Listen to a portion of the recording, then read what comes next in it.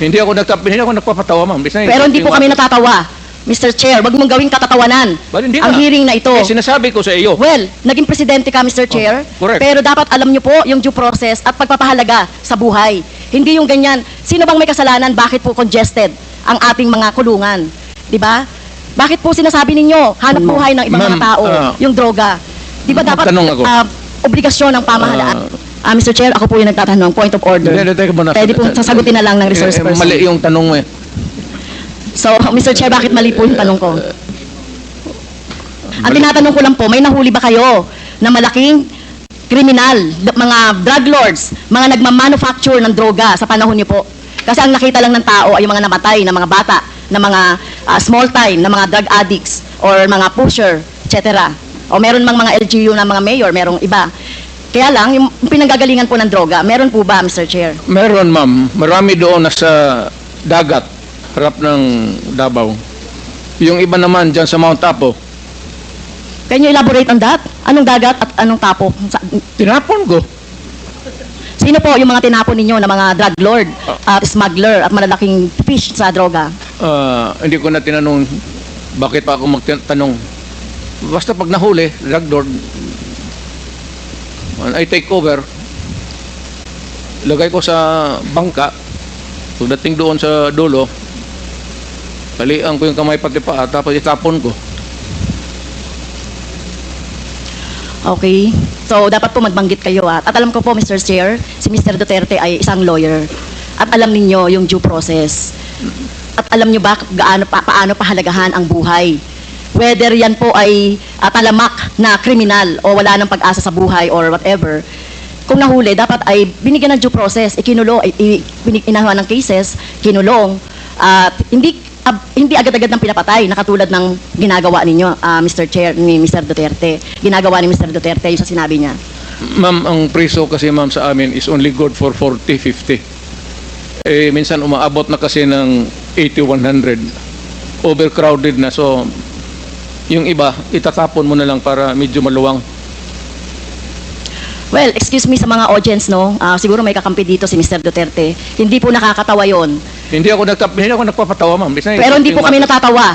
Mr. Chair, wag mong gawing katatawanan But hindi ang nga. hearing na ito. Sinasabi ko sa iyo. Well, naging presidente ka, Mr. Chair. correct. Pero dapat alam niyo po yung due process at pagpapahalaga sa buhay. Hindi yung ganyan. Sino bang may kasalanan? Bakit po congested ang ating mga kulungan?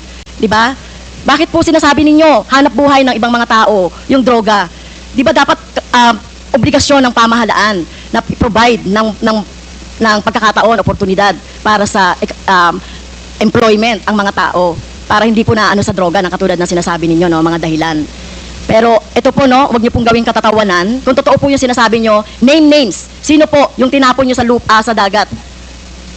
Nakita pa po ba yan ng kamag-anak niya? Ito katulad po ng mga biktima ng ating droga, ng biktima ng EJK dito. Wala man, Davao man ako assign, ma'am. Hindi po, Hindi ito man katulad dito? nito, katulad niyan. Sinabi po Mr. Chair ng ating ni Mr. Duterte na pag may nahuli siya na sangkot sa droga o malalaking fish, tinatapon niya. So gano'n na po ba ka-cheap or wala kayong pagpapahalaga sa buhay ng tao? Kaya sa panahon ninyo ng war on drugs, no wonder 30,000 or less ang namatay sa panahon ninyo. Sa halip na gawin ninyo ay i-rehabilitate, bigyan ng trabaho, pero ang ginawa ninyo sa mga pulis, utusang patayin ang mga biktima ng droga. Tama po ba yun, Mr. Wala Chair? kasi akong trabaho maibigay sa kanila, ma'am, hanggang ngayon. It remains to be a problem. What you're mounting is still the same problem that we have had for all these years. Hanggang ngayon, nandiyan pa rin yung droga. Hindi naman tatapos. Hanap buhay nga. Pero hindi po siguro katulad nyo, no? At ito ay magsisilbing lesson, Mr. Chair, kay Mr.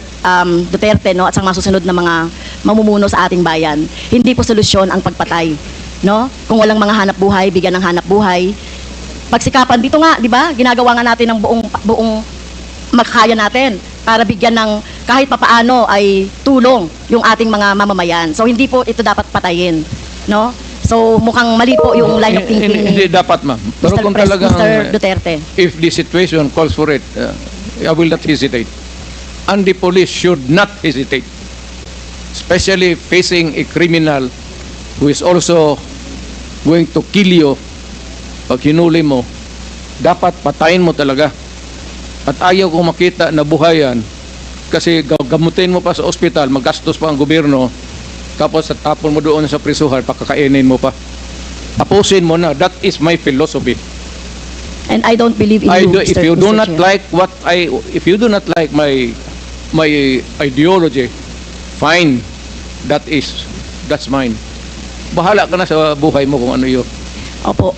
At bahala na rin po yung yung justisya, yung batas sa inyo po, whether dito sa bansa Well, or sa ibang bansa po. naging presidente Pero kung ako. ganyan po yung, Mr. Chair, kung ganyan ang line of thinking ni Mr. Duterte, na walang ganyan niya ituring ang mga mamamayan, na kapag hindi niya mabigyan ng hanap buhay, nagdroga yan, patayin na lang.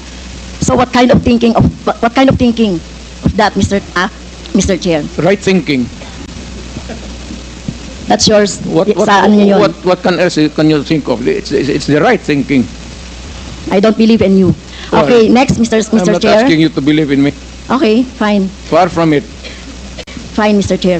In same Senate hearing, Mr. Chair, Mr. Duterte said, encourage the criminals to fight. Encourage them to draw their guns. Yan ang instructions ko. And the only way na hindi kayo makulong, and to justify the killing is bigyan mo talaga ng panahon na lumaban. Okay? So madalas po, Mr. Chair, nababanggit dito, self-defense ng mga pulis, yung ginagawa nilang pagbaril o pagpatay sa mga biktima ng or yung mga hinuhuli nila at pinapatay nila.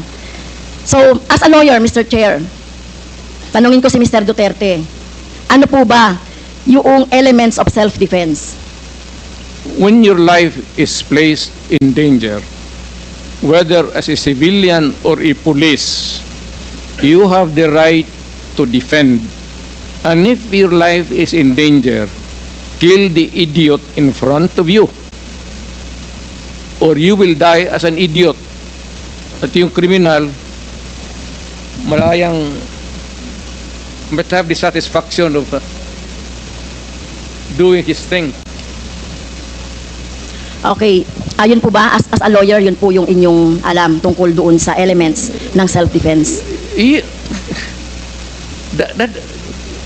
Ibang performance of duty, yung self-defense, elements of self-defense, kasali yan doon sa, it also favors the policeman or soldier. Isa lang ang standard niyan, ma'am. Are you in danger of losing your life in front of a person, whether really criminal or your enemy? Galit mo. And there's a confrontation, a violent activity ensues.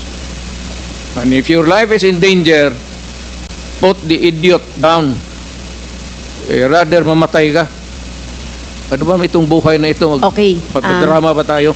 Thank you po, Mr. Chair. Salamat. So sinasabi niyo po, encourage the criminals to fight. Okay? Encourage them tama to draw their guns. Drama yan, ma'am. Okay? So ang elements po ng self-defense ay, ang alam ko po, sa turo ng mga abogado, ay kung merong unlawful aggression. Yung bata po, meron bang, yung napatay na mga bata, yung mga napatay na mga, basta na lang nakursunadahan, etc. So wala ditong elements of self-defense, no? Number 2, reasonable necessity of the means employed to prevent or repel. So ang nangyari na po, pinatay na agad Pinatay na agad yung biktima. Pangatlo po, yung lack of sufficient provocation on the part of the person defending himself. Pero sinasabi dito, sufficient provocation. Mr. Chair, mismo nga sa presidente, dating presidente, si Mr. Duterte, sinabi mo na nga sa instructions mo doon sa inyong mga pulis, encourage the criminals to fight, palabanin. Okay? At narinig ko pa nga minsan ay kung walang baril ay bigyan ng baril. So encourage. So saan po dito yung elements of self-defense na sinasabi po ng mga pulis ninyo? Pero kayo po, kapag yung time na nandiyan na yung biktima o nandiyan na yung suspect, kayo po talaga, gusto nyo patay talaga agad. I mean, I do not mean to be discourteous, Mr. Chair. I'd like to advise the lady to, wag siyang pumasok dyan sa aggression. You'd never understand that. Wag na lang. Your hypothetical